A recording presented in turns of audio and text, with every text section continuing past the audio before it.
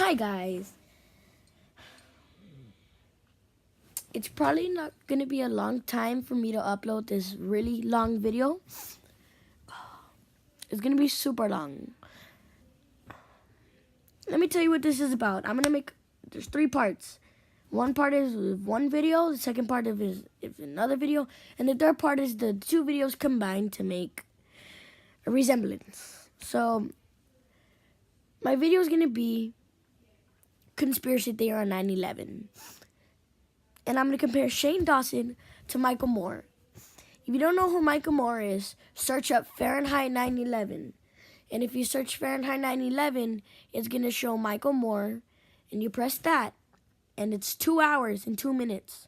So the first video is Shane Dawson, 7 minutes and 35 seconds to be exact. And Michael Moore's is 2 hours and 2 minutes. So I got a recording camera, and I got a GoPro. And I will be recording on those 2. But let me screen record this Shane Dawson, then I'll do the Michael Moore on my camera, and I'll upload that as soon as I find some more research. So here we go, let's get to it. And I hope I won't get copyrighted. Shane Dawson, I really love your videos. And please don't let me get copyrighted. Okay, peace. What's up, you guys? Yes, today we're going to be talking about conspiracy theories. So today is a little bit different. I'm going to be talking about something that is very, very sensitive and touchy and could offend a lot of people. But once again, I am not saying that any of this is true. I am just talking about what the conspiracy theories are. So without further ado, today we're going to be talking about 9/11 conspiracy theories. Now, I can't say enough how awful that entire event was and how awful it is how many people were killed. But it is very fascinating because there is a lot of loose ends and a lot of things that don't really make sense about the 9/11 attack. So today we're just going to be scraping the surface, and I'm going to tell you kind of the most popular conspiracies. Now, the overall conspiracy is that the government and George Bush knew about 9/11 and might have orchestrated it because they wanted to, go to war with Afghanistan and Iraq and have a reason. They were going to do it and blame the whole thing on them. So here are some theories that kind of add to that. So the first theory is that the World Trade Center did not actually collapse because the trains hit it, but instead it collapsed kind of like a controlled demolition. So basically, when they're trying to tear down a building, they put bombs in each layer of the building. That way it kind of falls down straight down like that. Because if it were to fall down like that or like that, it could literally crush a bunch of other buildings. So when the World Trade Centers fell, people started noticing, hey, that looks just like a demolition. The way they fell, the explosions coming out of the sides. Some witnesses said they even heard explosions before the plane even hit. So here's a video that a lot of conspiracy theorists believe is proof that it was a demolition, and you can actually see the bomb explosions on the side of the building. Check it out.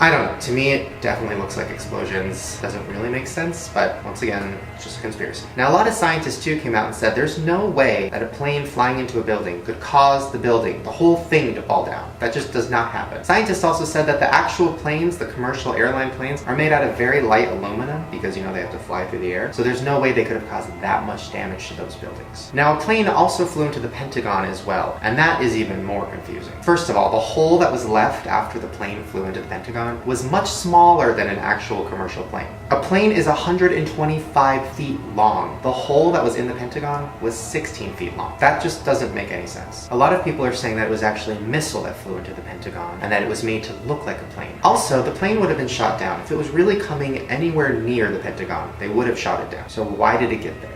Speaking of planes getting shot down, the next conspiracy is so unnerving and literally keeps me up at night thinking about it, and I hope it doesn't keep you up at night. Now, this is the theory that Flight 93 might not have actually been what we thought it was. So if you guys don't remember, Flight 93 basically was a plane that was hijacked by terrorists, and it was going to, crash and kill a bunch of people. That was the plan, just like World Trade Center. But some of the passengers got up and kind of fought back, and then, eventually accidentally crash landed into the ground. They even made a whole movie about about it a few years back. But there's two theories. One is that the plane actually didn't have everybody on board, like overtaking the terrorists, that it actually got shot down. So one reason people thought it got shot down was because the actual crash site had very little debris. Like there was no evidence that a plane actually hit. There was just a big crater. Here's a clip that was on the news of a news anchor who was on the scene, and she was talking about how she didn't even see any debris in this crash site. That's really all you see is a large crater in the ground and just tiny bits of debris. There's been at least one report that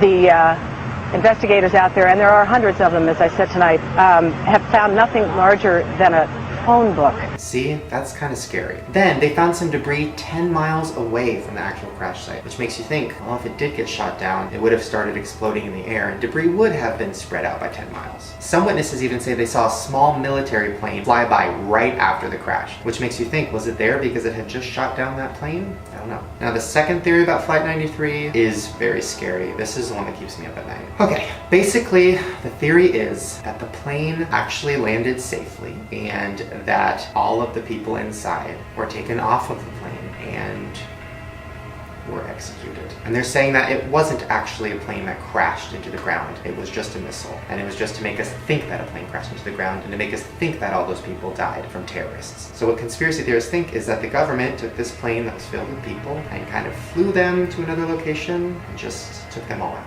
Now, the reason this theory kind of makes sense is because a lot of phone calls were made from passengers on the plane to their family back home. But scientists have done studies and they said there's no way cell phones could ever work in the sky. That's not possible, especially back in 2001. Another thing that's really creepy is that the phone calls that were made were very weird phone calls. The passengers were calling their family and saying their full name. This is a quote from one of the calls. A man called his mom to tell him what was going on in the plane, and he started with, "Mom, this is Mark Bingham." He said his full name. Have you ever called your mom and told her your full name? No, that just doesn't sound right. And that was a lot of the calls. A lot of people were calling home using their full name.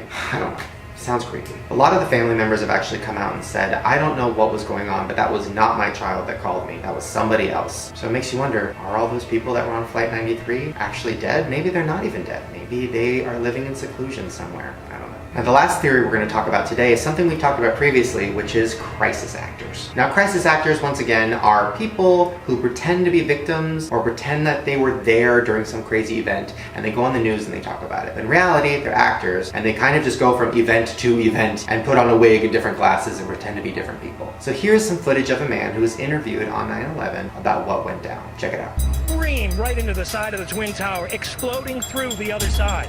And then I witnessed both towers collapse. Now here's another man years later with a different name talking about a shooting at LAX. They looked in my backpack, they frisked me a couple times. I don't have my ID, so I couldn't, or my ticket or anything, but I just told them, I guess they saw that I didn't have any weapons or didn't have any evidence. That's the same guy. Listen to the voices back to back. And then I witnessed both towers collapse, so I couldn't, or my ticket or anything. See, that's 100% the same man. So that's another crisis actor and he just got gone. So it makes you think, why are there crisis actors? Why are they pretending to be at different events? How much control does the government have over the news and all these events? I don't know, makes me really scared. So those are just a few of the 9/11 conspiracies. There are hundreds more and they're all very, very fascinating. If you want to check out more information, there's a really cool documentary called Loose Change on.